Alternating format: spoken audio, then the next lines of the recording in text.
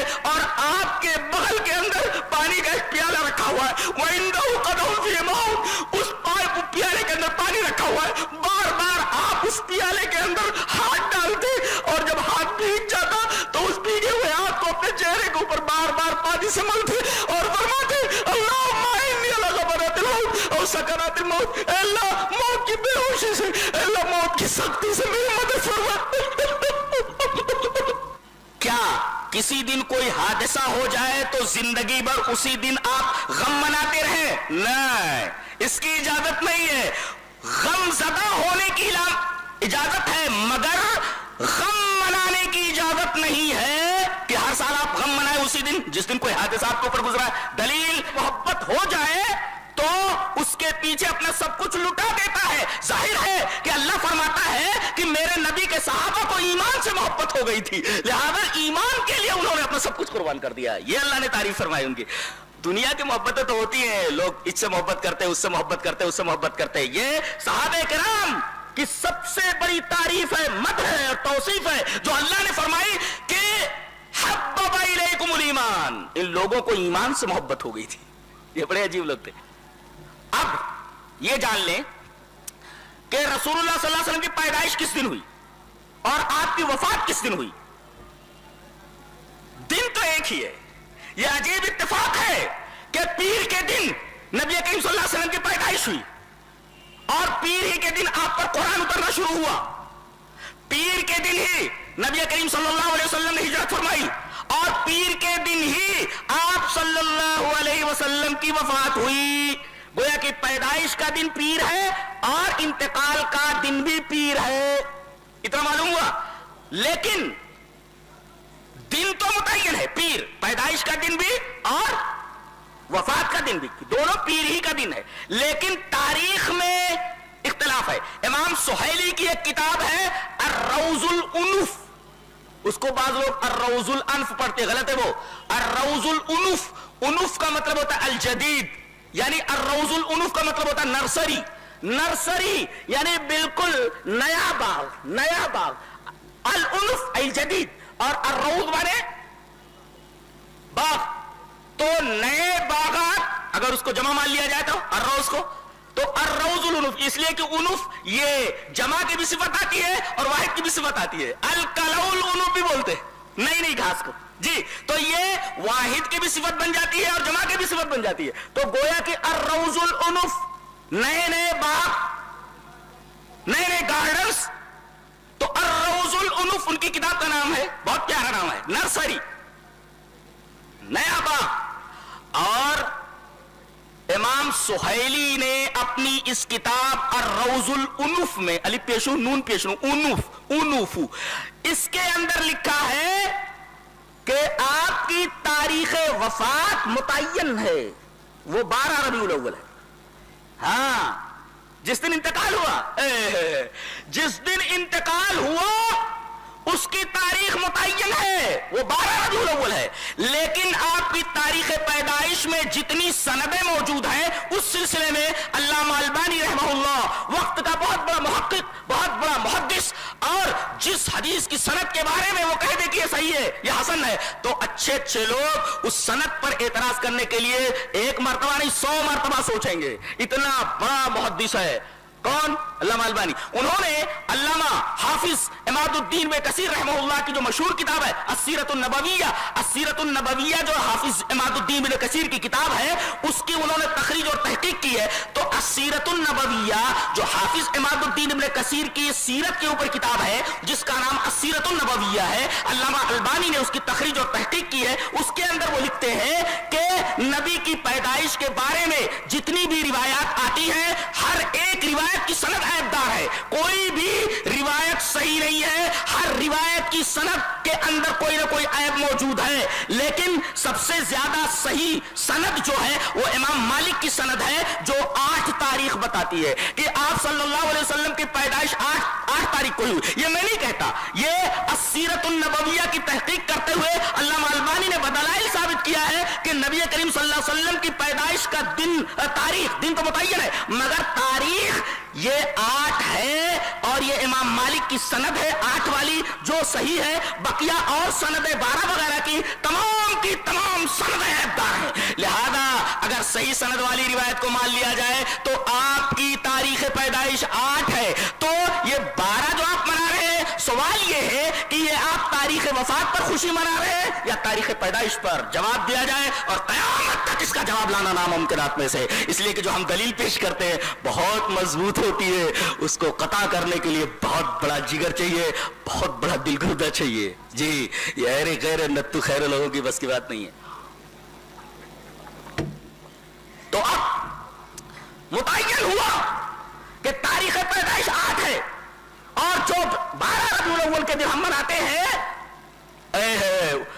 اس دن کیا ہوا آئیے دیکھتے ہیں اس دن کیا ہوا نبی کی حالت کیا تھی آئیے حدیث پڑھتے ہیں دل تھامو تھام لیے سانس روکو اور دل تھامو اس 12 ربیع الاول کو کیا ہوا دلیل یہ حدیث پاک وان عائشہ رضی اللہ تعالی عنہا قالت رأيت رسول الله صلى الله عليه وسلم وهو بالموت وعنده قدح فيه ماء وهو يدخل يده في القدح ثم يمسح وجهه بالماء ثم يقول اللهم أعني على غمرات الموت او سکرات الموت رواہ الترمذی فی کتاب الجنائز حضرت امام ترمذی رحمہ اللہ اس حدیث پاک کو ایسے کتاب الجنائز کے اندر لائے ہیں راویہ نبی کریم صلی اللہ علیہ وسلم کی محبوبہ بیوی پیاری بیوی حضرت عائشہ ہے وہ فرماتی ہیں رضی اللہ تعالیٰ عنہ کہ میں نے دیکھا کہ نبی کریم صلی اللہ علیہ وسلم کے اوپر موت طاری ہو رہی ہے وہ بالموت آپ کے اوپر موت طاری ہوئی ہے اور آپ کے بغل کے اندر پانی کا ایک پیالہ رکھا ہوا ہے وَعِنْدَهُ قَدْحٌ فِيهِ مَاءٌ اس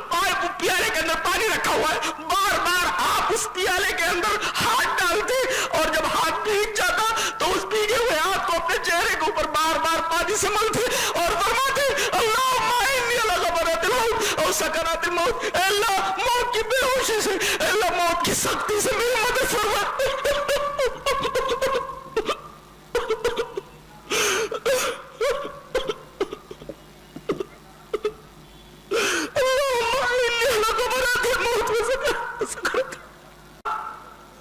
موت کی بے ہوشی اور موت کی سختی پر میری مدد فرما حضرت عائشہ کیفیت بیان فرماتی ہے یہ تو روایت ہوئی ترمذی کی جسے حضرت عائشہ نے روایت کیا ہے خود حضرت عائشہ کی کیفیت کیا تھی وہ ایک حدیث میں دیکھتے ہیں حدیث اس طرح وعن عائشہ رضی اللہ تعالی عنہ قالت مات النبی صلی اللہ علیہ وسلم وانه لبین حاقنتی وزاقنتی فلا اکره شدت الموت لأحد ابدا بعد النبی صلی اللہ علیہ وسلم رواہ البخاری فی کتاب المغازی حضرت امام بخاری رحمہ اللہ اس حدیث پاک کو ایسے کتاب المغازی کے اندر لائے راویہ حضرت عائشہ فرماتے ہیں کہ نبی کریم صلی اللہ علیہ وسلم کی روح پرواز ہوئی آپ کو موت آئی موت طاری ہوئی اس حال میں کہ آپ کا سر مبارک میری تھوڑی اور میری ہنسلی کے درمیان ہے میں اس طریقے سے آپ کے سر مبارک کو اپنی ہنسلی اور اپنی تھوڑی کے درمیان لیے ہوئے تھی اور میں نے موت کی وہ کیفیت دیکھی ہے اس دن فلا اکرہ شدت الموت لأحد ابدا بعد نبی صلی اللہ علیہ وسلم اس کے بعد کسی مرنے والے آدمی کی تکلیف کو دیکھتے ہو تو مجھے ہلکا لگتا ہے اس لیے کہ میں نے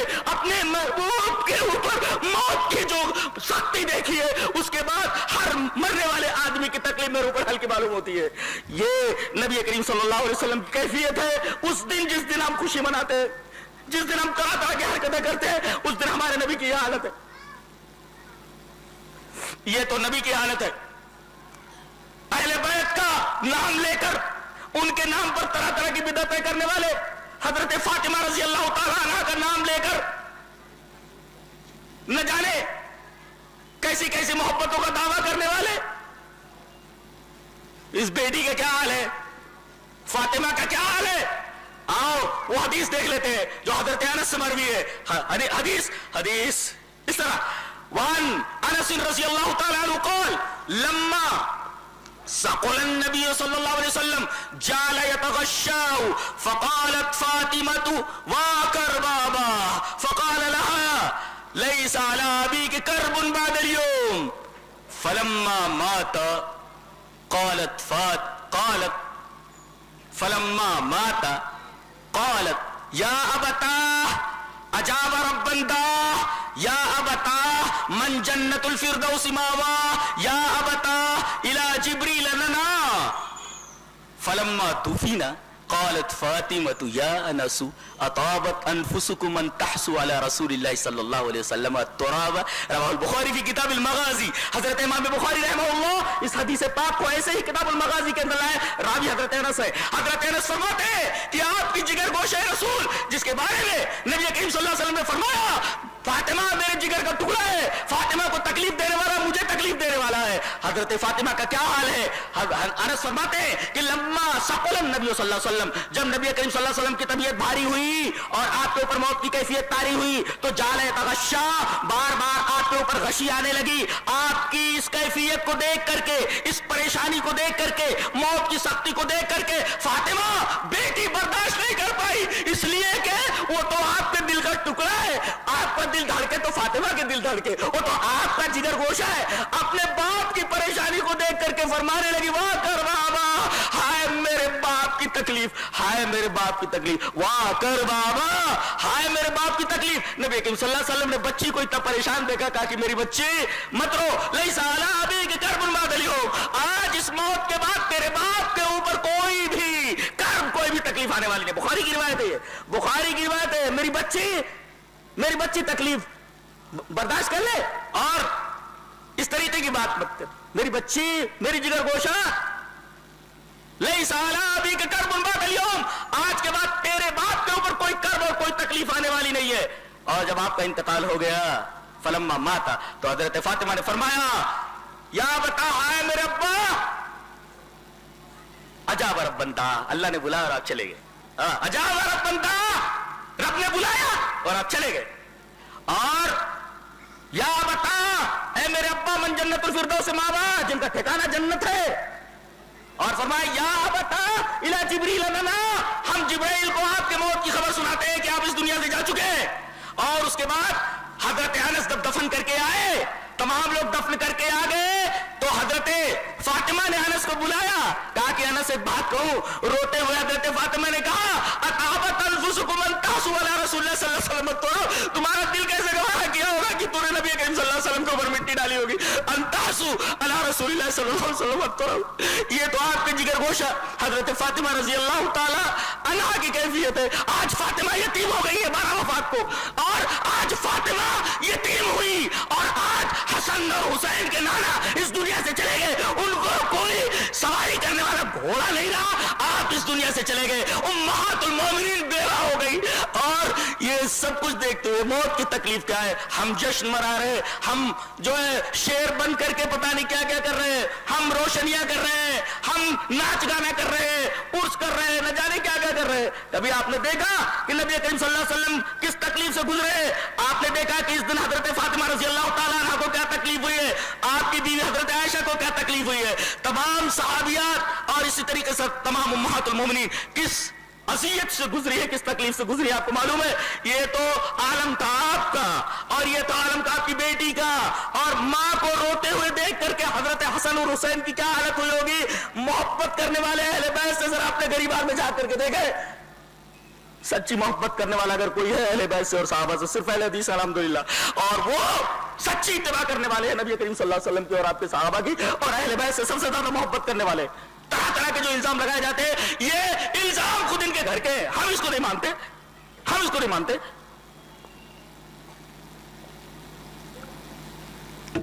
تو آپ کی یہ حالت, جگر گوشہ رسول فاطمہ کی یہ حالت, حسن حسین کی یہ حالت, امہات المومنین بیوہ ہو گئی ان کی یہ حالت, صحابہ کرام کی کیا حالت ہوئی. اور دیکھتے حدیث اس طرح, وہاں نبی سلمہ ابن عبد الرحمن اخبرنی ابن عباس رضی اللہ تعالی عنہما ان ابا بکر خرج وعمر رضی اللہ تعالی عنہ يكلم الناس فقال اجلس يا عمر فابى عمر ان يجلس فقال اجلس يا عمر فابى عمر ان يجلس فتشهد ابو بكر فقال فتشهد ابو بكر فمال الناس اليه وتركوا عمر فقال ابو بكر اما بعد فمن كان منكم يعبد محمدا فان محمدا قد مات ومن كان منكم يعبد الله فان الله حي لا يموت فقال الله تعالى وما محمد الا رسول قد خلت من قبله الرسل والله قال فوالله لكان الناس لم يعلموا ان الله تعالى انزل هذه الايه الا حين تلاها ابو بكر فتلقاها منه الناس كلهم فما बशरन ला यतलूहा, रवाहु इब्न अबी हातिम की तफसीर है। हजरत इब्न अबी हातिम ने अपनी तफसीर के अंदर इस पूरी रिवायत को नकल किया जिसके रावी हजरत अबू सलमा इब्न अब्दुर्रहमान है। मैंने पूरी रिवायत, मैं आधी रिवायत पढ़ने का कायल नहीं हूं।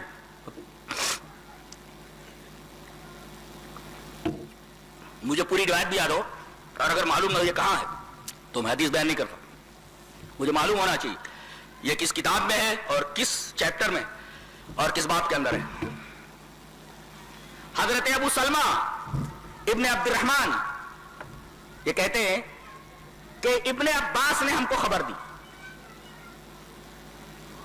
इब्ने अब्बास ने खबर दी क्या कि नबी करीम सल्लल्लाहु अलैहि वसल्लम के इंतकाल के बाद सारे सहाबे किराम के होश उड़े हुए थे, चुपचाप बैठे हुए थे।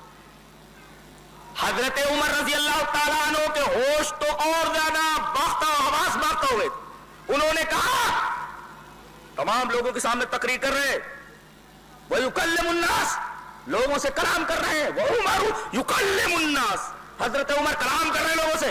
कोई अगर बोला कि नबी करीम सल्लल्लाहु अलैहि वसल्लम को मौत आ गई, उसकी गर्दन उतार दूंगा, बोलना नहीं, कोई गर्दन मार दूंगा उसकी। देखिए हजरत उमर के होश गुम हो गए। वो आदमी जो मैदान जंग में कभी घबराया नहीं, वो आदमी जो कभी फैसले में कभी घबराया नहीं, वो आदमी इतना परेशान है कि होश उड़े हुए कह रहे हैं अगर किसी ने कहा कि नबी इस दुनिया से चले उसकी गर्दन उतार दूंगा, गर्दन मार दूंगा। हजरत अबू बकर तशरीफ लाए, देखा कि सारे साहबे किराम चुपचाप बैठे हुए हैं। हजरत उमर बयान कर रहे हैं कि मरे नहीं वो, और इसी तरीके से आप कहीं चले गए हैं, जैसे मूसा कोई तूर पर चले गए थे वापस आ गए थे, आप भी आ जाएंगे, आगे बैठ जाओ, इजलिस या उमर, उमर बैठ जाओ। फाबा उमर बोले नहीं बैठता मैं। फिर आपने कहा इजलिस या उमर, डबल बैठ जाओ उमर, फाबा उमर नहीं बैठता मैं, नहीं। हजरत अबू बकर की बात नहीं मान रहे, फाबा उमर हुए इजलिसा।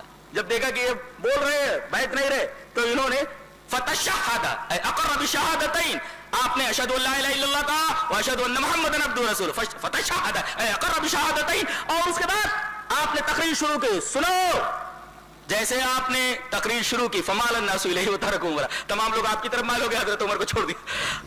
हजरत उमर की तकरीर चालू हुई। फ़क़ाल अबू बकर रज़ियल्लाहु ताला अन्हु, अल्लाहु अकबर, उम्मत को किस अंदाज से हजरत अबू बकर सिद्दीक ने संभाला है, ये दलील है इस बात की कि आप नबी के बाद खिलाफत ऊला के मुस्तहिक थे। तमाम सहाबा किराम चुपचाप बैठे हुए। आपकी समझ में कुछ आ रहा, मैं क्या कर रहा हूं? एक एक बात दलील होती है, दलील। अगर आपके ज़हन से कोई एक बात, एक जुमला इधर उधर हुआ, एक दलील गायब हो जाएगी। जी, तो देख रहे हैं आप, हजरत उमर रजी अल्लाह ताला अन्हु फैसले में बड़े माहिर, लेकिन यहां वो एक ऐसी बात बोल रहे हैं जो बात लोगों की समझ में आ तो रही है या नहीं आ रही है, चुपचाप बैठे हुए। हजरत अबू बकर ने इस मामले को संभाला और कहा कि सुनो, फमन कान मिनकुम याबुदु मुहम्मदन फइन्न मुहम्मदन क़द मात, जो तुम में से मोहम्मद की इबादत करता था वो जान ले कि मोहम्मद मर चुके हैं, और जो तुम में से अल्लाह तबारक व तआला की इबादत करता था वो जान ले कि अल्लाह जिंदा है और मरने वाला नहीं। ये तौहीद की दावत दी है उस वक्त। और यहाँ नबी का हवाला देने की क्या जरूरत, मालूम है? एक नुक्ता बताता हूं, ये नुक्ता लेकर के जाओ। मैं तो कहता हूं तौहीद को जिस तरीके से अबू बकर ने समझा है, आज के वक्त का बहुत बड़ा फकीह भी नहीं समझ सकता। जानते हैं, मैंने इस हदीस पाक पर जब गौर किया, मैं तो वैसे भी कुरान हकीम का एक अदना तालिब इल्म हूं, और हदीस पाक को जहां तक हो सकता है मैं उसके असरार, उसके रुमूज को देखता हूं, गौर से देखता हूं। इस हदीस पाक के ऊपर मैंने जब नजर डाली तो पहले तो मेरी समझ में नहीं आया कि इन्होंने नबी करीम सल्लल्लाहु अलैहि वसल्लम की मौत का हवाला क्यों दिया। मौत का हवाला क्यों दिया? मौत का हवाला इस वजह से दिया, और ठीक है मौत का हवाला दे दिया, ये कहने की क्या जरूरत थी कि फ़इन्नल्लाह हय्युन ला यमूत, तुम में से जो मोहम्मद की इबादत करता था समझ जाओ तो मोहम्मद मर चुके, और तुम में से जो अल्लाह की इबादत करता था वो जान ले कि अल्लाह जिंदा है और उसे मौत नहीं आने वाली। इसमें इशारा इस बात की तरफ है, जो नबी करीम सल्लल्लाहु अलैहि वसल्लम के मौत का कायल न हो, दर हकीकत वो अल्लाह तबारक व तआला की जात में शिर्क करने वाला, सिफात के अंदर शिर्क करना, अल्लाह की सिफात में शिर्क करने के मुरादिफ है। जी जी जी, ये मतलब है इसका। इसलिए कि अल्लाह को मौत नहीं आने वाली, फिर नबी को अगर मौत नहीं आएगी तो अल्लाह तबारक व तआला की सिफत में, सिफत हई में शरीक हो गए नबी करीम सल्लल्लाहु अलैहि वसल्लम। ये तो शिर्क है, ये शिर्क फिर सिफात है, और इस शिर्क फिर सिफात को दीदे अबू बकरी ने पहचाना है। अल्लाह, मैं तो हैरान रह गया। इस्तिदलाल समझ में आया? हाँ, ये इस्तिदलाल की बारीकी और गहराई है। ने फरमाया فمن کان منکم یعبد محمدا فإن محمدا قد مات ومن کان منکم یعبد اللہ فإن اللہ حی لا یموت. نبی مر چکے اللہ زندہ ہے. اس کا مطلب اگر کوئی عقیدہ رکھتا ہے کہ نبی مرے نہیں ہے تو اللہ کی صفت حی میں شرک کرتا ہے. یہ شرک کی صفت ہے, ظاہر ہے کہ شرک ہے بہت بڑا. لہذا عقیدہ یہ ہونا چاہیے کہ نبی کو سلام سے اس دنیا سے جا چکے, یہ مطلب ہے. اور اس کے بعد آپ نے آیت پڑھی وما محمد اللہ رسول قد خلت من قبل الرسل. نبی اکرم صلی اللہ علیہ وسلم ایک رسول ہی تو ہیں, اور جیسے پہلے نبی تھے وہ گزر گئے, آپ بھی اس دنیا سے چلے گئے. کہتے ہیں کہ جب یہ آیت حضرت ابو بکر نے تلاوت فرمائی تو واللہ لکان الناس لم یعلموا ان اللہ انزل هذه الآیہ, لوگ یہ سمجھے کہ آیت ابھی نازل ہو رہی ہے جس وقت ابو بکر نے اس کو تلاوت کیا ہے. تو اس آیت کو ہر آدمی ان سے لے رہا ہے اور وہی پڑھ رہا ہے. فما اسمع بشر الا یتلوها, میں جس کو دیکھ رہا ہوں وہی آیت پڑھ رہا ہے. محمد اللہ رسول قد خلت من قبل الرسل وما محمد اللہ رسول قد خلت من قبل الرسل وما محمد اللہ رسول قد خلت من قبل الرسل فما اسمع بشر الا یتلوها. جس بھی آدمی کو تو کوئی یہی آیت تلاوت کر رہا ہے اسے لگ رہا ہے کہ یہ آیت ابھی نازل ہوئی ہے. اللہ اکبر. حضرت ابوبکر صدیق رضی اللہ تعالیٰ عنہ نے اس اہم معاملے کو, اس پیچیدہ معاملے کو کس طرح سنبھالا ہے, در حقیقت آپ کو خلافت اولیٰ کا مستحق بناتی ہے. ضرور خلافت اولیٰ کے مستحق تھے اور آپ کو صحیح خلافت دی گئی. دیکھیے تمام صحابہ کے حواس گم, تمام صحابہ کرام پریشان ہیں, تمام لوگ, خود نبی بھی پریشان تھے, اس دنیا سے چلے گئے, جگر کے گوشہ رسول پریشان, امہات المومنین بیوہ ہو گئی, حسن حسین اپنے نانا سے محروم ہو گئے, بیٹی فاطمہ یتیم ہو گئی, امہات المومنین بیوہ ہو گئی. صحابہ کرام رضوان اللہ تعالی علیہ اجمعین پر پریشانیوں کے دکھ کے بادل ان کے اوپر چھا گئے. پورا مدینہ سناٹے میں ہے. حضرت ام ایمن رو رہی ہیں, آپ کی ماں, آپ کی ماں, کون ماں؟ حضرت عبداللہ کی لونڈی. آپ کی ماں تو آمینہ گزر چکی تھی, یہ ام ایمن ہے, ان کو ماں کہتے تھے نبی کریم صلی اللہ علیہ وسلم. ماں ہے, رو رہی ہیں, رو رہی ہیں, رو رہی ہیں. لوگوں نے کہا کہ ام ایمن بہت رو رہی ہیں. صحابہ کرام آئے اور کہا کہ نبی کریم صلی اللہ علیہ وسلم کو ایک دن اس دنیا سے جانا تھا, چلے گئے, آپ کیوں رو رہی ہیں؟ ارے کہا کہ میں آپ کی موت کے اوپر نہیں رو رہی ہوں, اس لیے کہ جو دنیا میں آیا اسے جانا ہی ہے, نبی بھی اپنا کام ختم کر چکے, آپ کو جانا تھا. میں اس بات پر رو رہی ہوں کہ نبی کے اس دنیا سے چلے جانے کے بعد وحی کا سلسلہ ختم ہو گیا, جبریل کا آنا بند ہو گیا. سب پریشان ہیں. اب اس آئینے میں اپنے آپ کو دیکھیے, آپ کہاں ہو, آپ کہاں ہیں, اپنے آپ کو دیکھیے. یہ جو اچھل کود جاری ہے اور جو جشن کے نام پر سب کچھ ہو رہا ہے, اللہ کے بندو اگر دل میں ذرہ برابر ایمان ہے تو ذرا سوچو اپنے گریبان میں منہ ڈال کر کے, سوچنے کا دن کیا کیا ہوا. باتیں تو سب کرتے ہیں, بات وہ مانی جاتی ہے دو دلیل سے ثابت. شریعت میں دلیل چلتی ہے, باتیں نہیں چلتی. جو چیز دلیل سے ثابت ہو, اور دلیل صرف قرآن اور سنت. اسی وجہ سے میں نے خطبہ مسنونہ کے بعد جو آیت کریمہ تلاوت کی اس کا مطلب یہی ہے, یا ایھا الذین آمنوا لا تقدموا بین یدی اللہ ورسولہ واتقوا اللہ. اے ایمان والو, نبی کے آگے آگے مت چلو. اب اگر آپ نبی کے آگے آگے چلیں گے تو نبی کو تو آپ نے پیچھے کر دیا, یہ تو نبی کی توہین ہے. تو نبی نے ہم کو 2 ہی دے دی, ہم اس کو ایک اور بڑھا دے رہے. اچھا منطق دیکھو, شیخ نے ابھی بتایا کہ منطق کیا چلی جاتی ہے. کہتے ہیں کہ آپ کہتے ہیں کہ 2 عیدیں ہیں, ہم کہتے ہیں بالکل 2 عیدیں ہیں. ایک دلیل اور دے دیتا ہوں 2 عیدوں کی, صرف 2 عید ہے. دلیل یہ حدیث پاک. وعن سعد بن ابراہیم سمع القاسم قال احسبه عن النبي صلی اللہ علیہ وسلم قال شهران لا ينقصان شهر عید رمضان وذی الحجۃ رمضان وذی الحجۃ رواه احمد فی مسندہ. حضرت سمیت عائشہ تقول, حضرت عائشہ رضی اللہ تعالیٰ فرماتی ہے کہ نبی اکرم صلی اللہ علیہ وسلم نے ارشاد فرمایا کہ 2 مہینے کبھی کم نہیں ہوتے, وہ عید کے 2 مہینے. شہرا عیدن, شہران عید تھا، یہ جو نون گر گیا ہے اس ضابطے سے. وعلم ان نون التثنیۃ مکسورۃ ابدا ونون جمع السلامۃ مفتوحۃ ابدا وکلاہما تسقطان عند الاضافہ. نون جمع جو ہے اس پر زبر آتا ہے، نون تثنیہ کے اوپر زیر آتا ہے، اضافت کو دونوں گر جاتے ہیں. تو شہران عید تھا، شہرا عید ہو گیا. عید کے 2 مہینے، اور وہ عید کے 2 مہینے کون سے ہوتے ہیں؟ رمضان کے بعد جو آتی ہے وہ عید الفطر ہے، وہ ذی الحجہ، اور ذی الحجہ کے اندر جو آتی ہے وہ بقر عید ہے، عید الاضحیٰ. یہ 2 عید نبی دے کر کے گئے ہیں، اور یہی 2 عید ہمیں لینا ہے، تیسری عید ہمیں نہیں لینا ہے. کیوں؟ لے لینے میں کیا حرج ہے؟ اب اس پر کیا کہتے ہیں کہ جمعہ کو بھی تو عید کہا گیا ہے. اب دیجئے، جمعہ کو بھی عید کہا گیا ہے، لہذا یہ 3 عید تو ہو گئی، تو 2 عید کہاں ہوئی؟ ارے اللہ کے بندو، جمعہ کو جو عید کہا گیا ہے وہ بے اعتبار فضیلت ہے، نہ کہ حقیقت میں وہ عید ہے. میں ایک سوال آپ سے کرتا ہوں کہ عید میں اور جمعہ میں زمین اور آسمان کا فرق ہے. عید میں پہلے خطبہ ہے، بعد میں نماز ہے، اور جمعہ میں پہلے عید میں کیا ہوتا ہے؟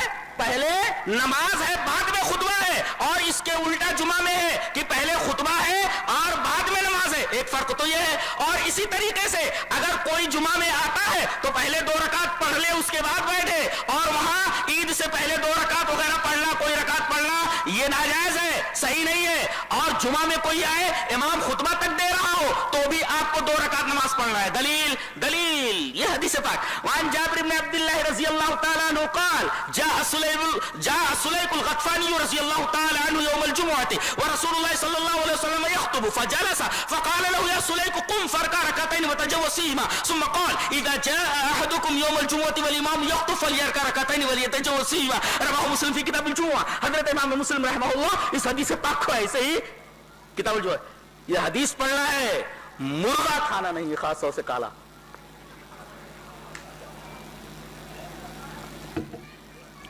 حضرت جابر بن عبداللہ فرماتے کہ نبی کریم صلی اللہ علیہ وسلم خطبہ دے رہے ہیں جمعہ کا، اتنے میں سلیق غطفانی آتے ہیں. غطفان قبیلے کے سلیق، نام رکھنا چاہیے بچوں کا، لڑکوں کا نام رکھنا چاہیے. سلیق بہت پیارا نام ہے، سلیق، سین لام یہ اور لمبی کاف، سلیق غطفانی. یہ آئے تو یہ بیٹھ گئے، دیکھے نبی خطبہ دے رہے، بیٹھ گئے. آپ نے دوران خطبہ کہا سلیق قم یا سلیق کھڑے ہو جاؤ. کہا کہ اللہ کے رسول کیوں؟ کہا کہ 2 رکعت ہلکی پڑھ کے بیٹھ جاؤ، 2 رکعت ہلکی پڑھو، اس کے بعد بیٹھو. دوران خطبہ آپ نے ان کو کھڑا کیا اور 2 رکعت پڑھوایا. پھر اس کے بعد آپ نے ایک اصول بتایا، ثم قال، پھر آپ نے فرمایا اذا جاء احدكم، یہ کلیہ ہے، اذا جاء احدكم، تم میں سے کوئی بھی آئے جمعہ کے دن والامام یخطب، اور امام خطبہ دے رہا ہو، فلیرکع رکعتین، 2 رکعت پہلے پڑھ لے، ولیدعو، جو مختصر پڑھے اور اس کے بعد بیٹھ جائے. دیکھیں تو یہاں عید سے پہلے 2 رکعت ممنوع ہے، اور یہاں جمعہ سے پہلے 2 رکعت ضروری ہے، وہ پڑھنا ہے آپ کو، تاکیدی ہے، سنت کی. ایک فرق تو یہ ہو گیا، یہ دوسرا فرق ہو گیا. اور تیسرا فرق، عید کے دن روزہ رکھنا حرام ہے. اب جمعہ اگر ترتیب میں آ جائے، جمعہ ترتیب میں آ جائے، جیسے کوئی آدمی ایام 20 کے روزے رکھتا ہے، 13 14 15، اگر 15 آ رہا ہے ترتیب میں تو جمعہ کے دن روزہ رکھنا جائز ہے، لیکن عید کے دن روزہ رکھنا جائز نہیں ہے. لہذا جمعہ میں یہ تیسرا فرق ہوا، عید اور جمعہ کے دن. اور اسی طرح اگر عید اور جمعہ دونوں جمع آ جائیں تو اس میں سے اختیار رہتا ہے، چاہے آپ عید پڑھیں چاہے آپ جمعہ پڑھیں. میں کہتا ہوں کہ اگر جمعہ آ جائے 12 ربیع الاول کے اندر تو کیا یہ اختیار ہے؟ قطعاً اختیار نہیں ہے. تو یہ تمام فروق موجود ہے. سو جمعہ کو یہ کہنا کہ وہ عید ہے، اس عید کی طرح جو نبی نے ہمیں دیا ہے، بالکل غلط اور بوگس استدلال ہے. یہ استدلال اس قابل ہے کہ اسے ردی کی ٹوکری میں پھینک دیا جائے، یلقا فی سلۃ المحملات، یہ اڑا کر کے ردی کی ٹوکری میں ڈال دیا جائے.